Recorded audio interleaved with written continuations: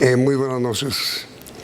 Si algún colega extranjero me preguntara cuál es el mayor problema que tiene hoy Colombia, yo diría sin vacilación que la pobreza.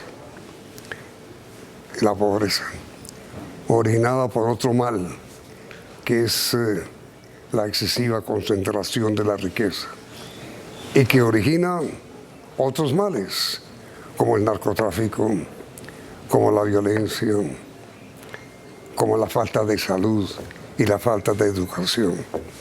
Un hombre, Alejandro Gaviria, académico, economista, escritor, ingeniero civil, ha enfrentado los dos retos. Como ministro de Salud, hizo una exitosa gestión, fundamentalmente recordada por el riguroso control que impuso a los precios de los medicamentos. Y como educador, también una brillante gestión que realizó como rector de la Universidad de los Andes. Su éxito en los cargos que ocupó lo catapultó como candidato a la presidencia de la República el año pasado. Ejercerá en el futuro con el presidente Petro el cargo de ministro de Educación. Y la educación enfrenta hoy muchísimos problemas y encara muchísimos retos. Él es nuestro invitado de esta noche. Ministro, muy buenas noches. Buenas noches, una de todos los televidentes. De las promesas electorales del presidente Petro fue la de que habrá, bajo su gobierno, una educación pública gratuita y de calidad. Sí. ¿Cómo piensa hacerlo? Yo quisiera devolverme un poco también a la primera parte de su introducción, cuando usted habla de la pobreza. Paralelo a la pobreza hay otro problema de Colombia, que tiene que ver con la pobreza y tiene que ver incluso con las deficiencias de nuestra democracia, sí, que es la desigualdad en las oportunidades, es la falta de formas de movilidad social. Es este problema que el destino, de donde nacemos, determina nuestra trayectoria de vida. Hace 20 años yo era un investigador, había terminado mi doctorado y escribí mi primer libro, se llamaba Educación y Movilidad Social en Colombia. Exacto, en el año 2002. La vida da vueltas y ese libro era el libro de un investigador que planteaba una visión de país y hoy tengo ese privilegio en el gobierno entrante de Gustavo Petro de materializarlo para construir ese país más justo, más digno y más decente que nos merecemos en un momento difícil, en un punto de inflexión de nuestro país, que empieza por eso. Pero perdón, me interrumpo, ministro.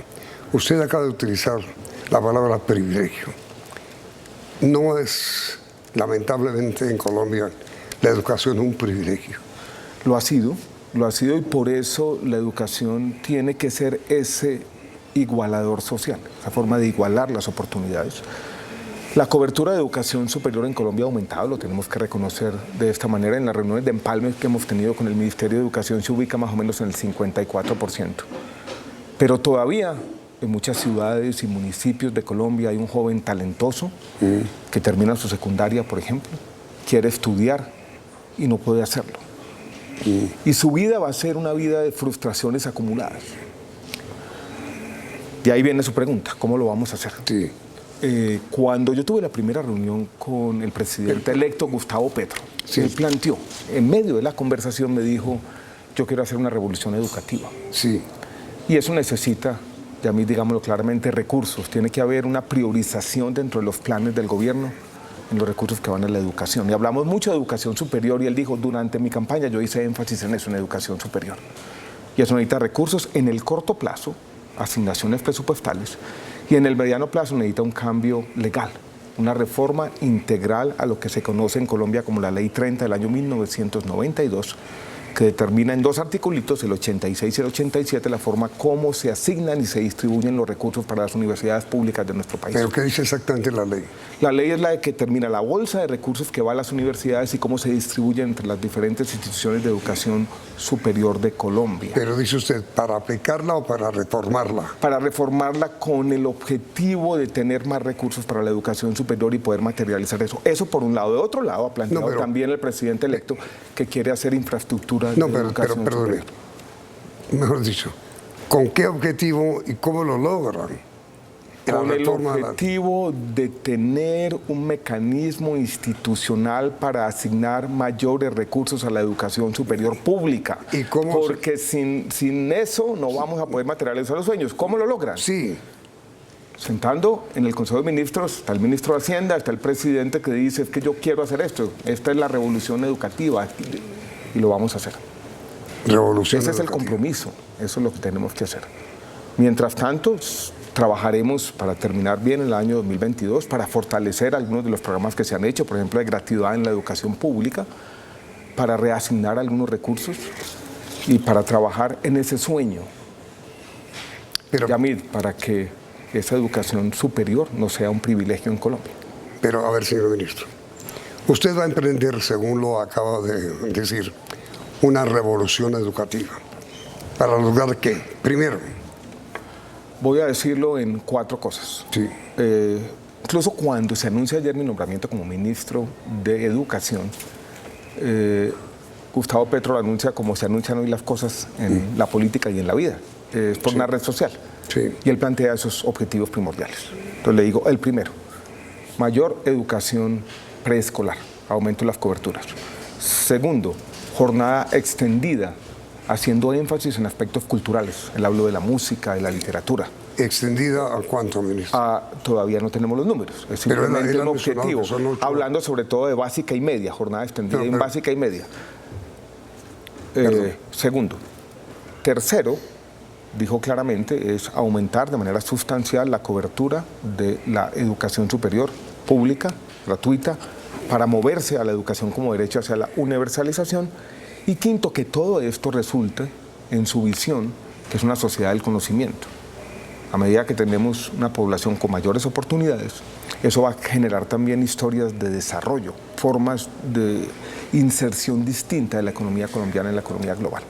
O sea, la educación se convierte no solamente en un factor de movilidad social individual, sino una forma de progreso para el país como un todo. Usted diría en consecuencia, señor ministro, que buena parte de los recaudos de la reforma tributaria que se anuncia irá a educación. Yo todavía no he tenido esa reunión del Consejo de Ministros y llevo un día de ministro, pero eso espero. Y la conversación que yo tuve con el presidente electo Gustavo Petro, mi convicción, los debates en que asistí yo siendo candidato, él siendo candidato, yo tengo esa convicción de que la educación va a ser el énfasis, quizás el énfasis fundamental del gobierno que va a comenzar. Y está comenzando con muy buenos augurios. Señor ministro, usted me dijo al comienzo de este diálogo que mencionó la frustración del estudiante cuando quiere entrar a la educación superior y no puede, no lo logra por falta de recursos fundamentalmente. ¿Cómo va a hacer para evitar esa frustración? Consiguiendo formas de financiamiento de la educación superior de las formas que ya lo mencioné. Recursos presupuestales, sí, en el corto plazo con reasignaciones, viendo qué margen tenemos, sí, conversación que tendremos que tener con el ministro de Hacienda, y en el mediano plazo una reforma integral a la Ley 30 del 92, pero voy a hablar de otro tema. No, pero ese tema es muy importante. Frustraciones que tengo aquí en esta hojita, por ejemplo. Pero mire, ministro, sí, a ver, dentro de ese tema el presidente Petro anunció, o le pidió a usted, supongo, que establezcan con los gobernadores y con los alcaldes qué predios legalizados están disponibles para construir colegios, escuelas y universidades. ¿Lo va a hacer usted? Por supuesto, Yamil. Uno de los problemas, cuando uno mira esas tasas de cobertura de educación superior en Colombia, la tasa que mencionaba ahora del 54%, esconde grandes diferencias regionales. Las zonas rurales, los jóvenes y las jóvenes no acceden. este plan de infraestructura, primero, si pensamos en educación superior, intenta eso. Ya veremos esto cómo se materializa en un proyecto específico, que tendríamos que empezar por tener una geografía de los diferentes proyectos y una valoración para incorporarlo en la discusión que comenzará el 7 de agosto sobre el Plan Nacional de Desarrollo del nuevo gobierno. Por ahora es una idea, es una intención, es una voluntad que puso Gustavo Petro, casi que fue su primera iniciativa. Creo que fue el día siguiente, después de la elección del 19 de junio, él dijo eso. ¿Eso qué está expresando? Claramente una voluntad, una priorización. Ahí quiero estar. La educación, en este caso la educación superior, pero también algo de educación preescolar básica y media, va a tener prioridad en mi gobierno, y empecemos por instigar a la sociedad, en este caso gobernadores y alcaldes, para que busquen, en este caso lotes, sitios, porque queremos avanzar. Esa es una parte de la historia, no es toda la historia, en infraestructura educativa. Eso se va a hacer. Pues si el presidente recién electo lo presenta como su primera idea y su primera intención, y tiene su voluntad manifiesta así, y me lo dijo a mí y me lo reiteró, pues lo tenemos que hacer, cuestión pública. Lo interrumpí. Esa es mi tarea. Lo interrumpí, ministro. Hablando de frustración, he tenido en las reuniones de Empalme muchas discusiones, y una de las que acabamos de salir, y por eso lo interrumpí, sobre otra frustración. Jóvenes en Colombia frustrados con el ICETEX. Sí. Y tenemos un plan de corto plazo. Hemos identificado aquí deudores que no pueden pagar, morosos de muchos años. ¿Cuánto? Aquí, por ejemplo, hemos identificado 10.000 deudores de una cohorte, 10.000 de una cohorte, 15.000 de otra cohorte, 120.000 de otra cohorte. Y lo que yo quiero hacer es empezar a viabilizar jurídica y financieramente la condonación de estas deudas. ¿Condonarla? De estas cohortes que hemos identificado. ¿Cuánto asciende, ministro? La cartera del ICETEX está como por... ¿7? No, 9 billones. 9 billones. 9 billones, más o menos. Pero la van a condonar. El número de beneficiarios hoy es de 1 millón. Hay otra historia que yo fui muy sensible como rector. ¿Pero la van a condonar? Toda no. Hemos identificado cohortes donde eso es posible, y vamos a estudiar, aquí tengo el documento, la viabilidad jurídica. Por un lado, por alguna parte tenemos que empezar. Otras historias que yo fui bastante sensible. ¿Usted recuerda el programa Ser Pilo Paga? El programa Ser Pilo Paga que daba subsidios para las matrículas en universidades públicas y privadas. Hay muchos de esos muchachos que no pudieron terminar, que hoy tienen deudas grandísimas y que básicamente no tienen cómo pagarlas. Ahí queremos identificar también formas de aliviar a estos jóvenes, a estos muchachos, de esas deudas. Pero es que deudores de créditos condonables que no pudieron ser condonados de Ser Pilo Paga. También queremos empezar por ahí. Estas son acciones de corto plazo. Entonces, hacer yo muy rápidamente en los primeros 30, 40 días. Pero me acuerda usted de eso, ministro. Es que el presidente electo durante su campaña dijo que cuando continuará a Ser Pilo Paga, lo que él quiere hacer es ser joven da derechos. Voy a explicar eso qué significa. Cuando hablo de Ser Pilo Paga no estoy diciendo que esto se va a continuar, sino son los estudiantes del programa Ser Pilo Paga que quedaron con deudas. También. Y que no pueden pagarlas porque tuvieron que abandonar sus estudios, y que las queremos condonar como un acto casi humanitario. Eso es un lado. Qué bueno. Del otro lado, Ser Pilo Paga ya no existe, se llama Generación E, y tiene dos componentes. Un componente de equidad, que básicamente está centrado en la gratuidad, en la educación pública, en subsidios de sostenimiento. Eso va a continuar y se va a fortalecer. El otro es un componente que se llama de excelencia, que son esto, en la jerga de educación se llaman subsidios a la demanda. Ahí lo que dice el presidente Petro es que ese componente de excelencia, esos subsidios a la demanda, no continúan. Y yo, en las diferentes entrevistas que he tenido desde el día de ayer, he reiterado esa opinión del presidente. Sobre esto del ICETEX, doctor Gaviria, una de las cosas que el presidente electo dijo durante su campaña es que él quería, en la reforma del ICETEX, que se diera mejor instrucción, mejor preparación al magisterio. ¿Usted qué ha pensado sobre eso? Inmediatamente después de comercial. Perfecto, Yamil.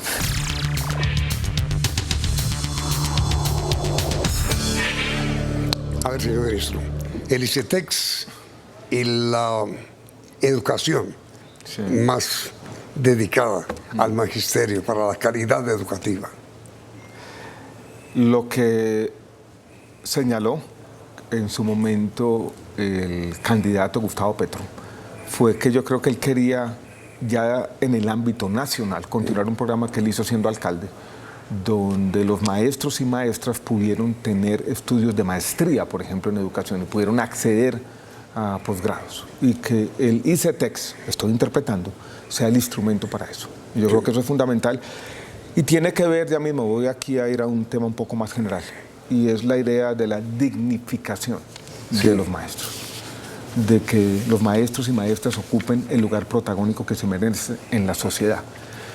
Y eso empieza por el discurso. Yo quiero contar una experiencia en mi reunión de empalme. Este ha sido un empalme distinto. Antes el empalme lo hacían 4 o 5 personas. Ahora el grupo de empalme que nosotros vamos son 25, 30, 35. Y al lado mío se han sentado maestros. Cuando avisan que yo fui designado ministro de Educación el día de ayer, al lado mío estaba una maestra, María Isabel Mena, que me dijo: yo quiero presidir la mesa con usted. Afrodescendiente, que ha sido una líder en los temas de primera infancia en Bogotá y en el país, y eso me parece fundamental. Sí. Y esa es parte de mi tarea también, bueno. que el país conozca historias que no conoce, de heroísmo, si se quiere, Sí. siendo más grandilocuente de la cuenta, de los maestros y maestras en nuestro país, y ese papel también lo quiero jugar yo. En el fondo, a veces el nombramiento mío ha tenido cierta resistencia entre otros sectores que dicen: él no conoce la realidad de los maestros, pero yo he sido profesor toda mi vida. Mi primera clase la di hace 30 años y tengo esa vocación también de ser profesor, de enseñar. Yo he pasado buena parte de mi vida profesional en la academia y quiero también jugar ese papel de dignificar. Dignificar. A ver, ministro, usted le envió hoy en Twitter un mensaje a los estudiantes del país, donde les pidió construir juntos, lograr consensos. ¿Cómo es su mensaje? Hay ciertas inquietudes, tengo que aceptarlo de esa manera, del movimiento estudiantil, incluso inquietudes que se derivan de un hecho que tiene que ver con mi trayectoria pasada. Dicen: este señor era rector de la Universidad de los Andes, una universidad privada, va a traer la idea de la universidad privada y eso significa que no va a poner un énfasis en la universidad pública. Y ese mensaje iba dirigido a eso, a decir: mi énfasis va a ser el del programa que presentó el entonces candidato y presidente electo Gustavo Petro, y a practicar algo que me gusta a mí llamar el reformismo democrático. El espíritu del gobierno en estos días, en estas semanas, ha sido el del acuerdo nacional, ha sido el de sentarnos personas que tenemos quizás diferentes visiones, diferentes trayectorias, y era una invitación a eso, a decirle: me voy a sentar con el movimiento estudiantil, tenemos que construir juntos, vamos a seguir construyendo. ¿Para qué? Volvemos a la primera parte de nuestra conversación, para generar una sociedad con más oportunidades para todos. Pero digamos, ese es un propósito suyo en la relación suya con el estudiantado. ¿Y cuál va a ser la característica fundamental de la relación suya con el magisterio, con FECODE? La voy a definir con una palabra, Yamil: confianza. Y así lo dije, me acuerdo en un debate presidencial siendo candidato, hay 4 representantes de FECODE, o 3, sí. 3 y 4, pues se van moviéndose en las reuniones de empalme. Ya he tenido reuniones informales con ellos, vamos a tener en las próximas semanas una reunión grande. Confianza. Confianza en FECODE y confianza sobre todo en los 330.000 largos maestros y maestras de Colombia. ¿Por qué es tan difícil de manejar el tema FECODE? Es difícil en toda parte del mundo. Es difícil tal vez, ya en Colombia, porque existe una tensión entre la labor que ellos hacen y la importancia en la sociedad. Por eso quiero dignificarlos. Es difícil porque muchas veces las discusiones en los temas de política pública tienen tensiones. Muchas veces los recursos no son suficientes para satisfacer las expectativas. Y es difícil porque yo creo que históricamente lo tenemos que aceptar de esa manera. No se puso la confianza sobre la mesa. No se partió de ese principio. Hay una cosa que dijo por allá Antanas Mocos que me gustaba mucho, decía: confiar es dar un poquito de papaya, es arriesgar algo con el fin de lograr un fin colectivo. Y así quiero operar yo. Confianza con FECODE. ¿Usted qué va a hacer? Ellos sacaron hoy al mediodía una especie de comunicado, sí. diciendo que están dispuestos a sentarse conmigo, que vamos a construir juntos. ¿Está bien? Está bien, sí, está bien. Esa es parte de mi tarea, ¿no? Preparado, no le tengo miedo ¿Y usted qué va a hacer? ni prevención a esos diálogos. ¿Pero qué va a hacer cuando se presente el primer paro de FECODE? ¿Se va a presentar? No sé, probablemente. Espero que no sea muy pronto. Sentarme con ellos a conversar. Sí. Lo resolveremos democráticamente. Ministro, mire, una de las propuestas electorales del presidente electo. ¿Sí? ¿Cuándo las estudió? Las tiene ahí muy bien apuntadas, ¿no? Pero mire esta, 1 millón de estudiantes adicionales. Educación superior. Para ingresar a la educación superior. ¿Cómo? Estaba mirando aquí las cifras, tengo aquí mis notas de las reuniones de Empalme. De educación superior en Colombia hay casi 2,5 millones de estudiantes, cuando uno incluye el SENA y lo técnico y lo tecnológico. 2,5 millones. O sea, este es un aumento sustancial, Sí. es la meta probablemente para el cuatrienio. Y esto nos remite a la primera parte de la conversación, Yamil. Esto necesita un compromiso no solamente del ministro de Educación, sino del gobierno pleno y del Ministerio de Hacienda, y va a necesitar prioridades presupuestales y va a necesitar, ya lo dije y lo reitero, una reforma integral a la Ley 30 del año 1992, que es la que define esos recursos que van de manera sistemática a la educación pública, universitaria, instituciones de educación superior públicas. Pero usted dice, ministro, en ese momento hay 2,5 millones de estudiantes en educación superior. ¿Y cuántos millones hay de aspirantes a ingresar que quedaron frustrados? Más, mucho más. Pero si uno logra tener esa meta de 1 millón adicionales, Sí. empezaríamos a hablar de coberturas superiores al 70%. ¿Y si se va a lograr eso? Pues, 1 millón. Aquí estoy, Yamid, como Para garante hacerlo. de eso. Esa es mi tarea. Llevo pues un día de ministro de Educación, pero esa es mi tarea. Vamos a trabajar todos los días para lograrlo. Ahora, 2,448,271. y ministro, mire, con todo respeto, Lo veo muy escéptico. ¿cómo hacer, señor ministro, para que la gente crea que eso va a ser así? Pues empezar a dar resultados desde el comienzo. Vuelvo y repito, volvámonos, Yamida, a un hecho que me parece simbólicamente importante, y es el trino que usted leyó del presidente electo Gustavo Petro un día después de ser elegido. ¿De qué habló él? De educación. Eso refleja una prioridad del gobierno. Y este no es un compromiso del ministro de Educación, es un compromiso del gobierno. Es un compromiso en el que se está jugando la legitimidad del gobierno entrante. Y ya tendremos las discusiones, ya habla la forma de elaborar un plan de desarrollo, convertir esto en un proyecto específico, geográfico, darle un contenido, un ámbito geográfico a las metas. En eso es lo que voy a trabajar. Señor ministro. Volvamos a la historia inicial, porque todo se conecta, Sí. de ese librito que yo escribí hace 20 años, Educación y Movilidad Social en Colombia. Es un privilegio que yo pueda, las ideas plasmadas allí que describían una sociedad injusta, incluso yo utilicé por allá una frase de García Márquez que decía: el país mirándose en el espejo de sus propias faltas, esto de la falta de oportunidades para la mayoría de la población. Eso es lo que queremos hacer, Ok. ese es el compromiso. Y mi pregunta final, señor ministro.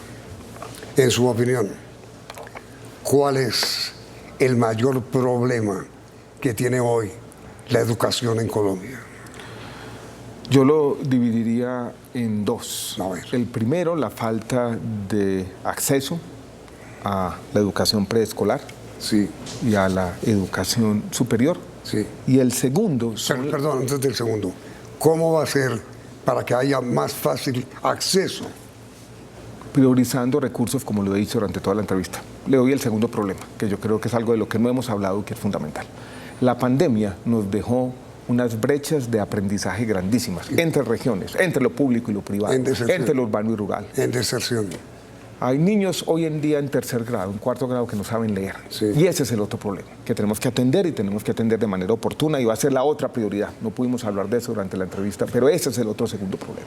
Y el segundo, usted dijo, son dos problemas. Uno es... Uno estructural, Sí, y el segundo. que hay que crecer, que tiene que ver con coberturas de preescolar y superior, y el otro, las brechas de aprendizaje que se han profundizado durante la pandemia, que básicamente nos pueden llevar a un aumento futuro de la desigualdad. Pero y las donde hay que brechas, atenderla yo. las brechas entre qué y qué, ministro. Las brechas, por ejemplo, entre los colegios públicos y privados, entre las familias que tuvieron acceso a conectividad y las que no tuvieron, entre la educación rural y la educación urbana, entre la educación indígena y muchos grupos étnicos y el resto de la población urbana.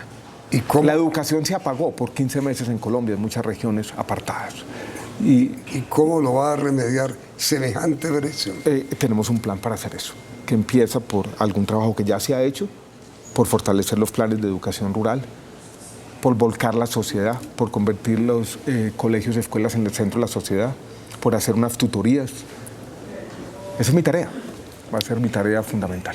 A ver, mire, señor ministro, usted logró, hay que reconocerlo, muchas cosas como ministro de Salud que se creían imposibles. Ojalá, señor ministro, estas cosas que está usted diciendo, que se creen imposibles, las pueda cumplir. Esa es mi tarea. Esa es mi tarea ya. Vencer el escepticismo también. Ojalá, ministro. Un abrazo fuerte, muchas gracias. Mucha suerte. Feliz noche a todos los televidentes. Y a ustedes, televidentes, gracias por la sintonía. Y continúen aquí, que las noticias siguen. Que tengan buena noche.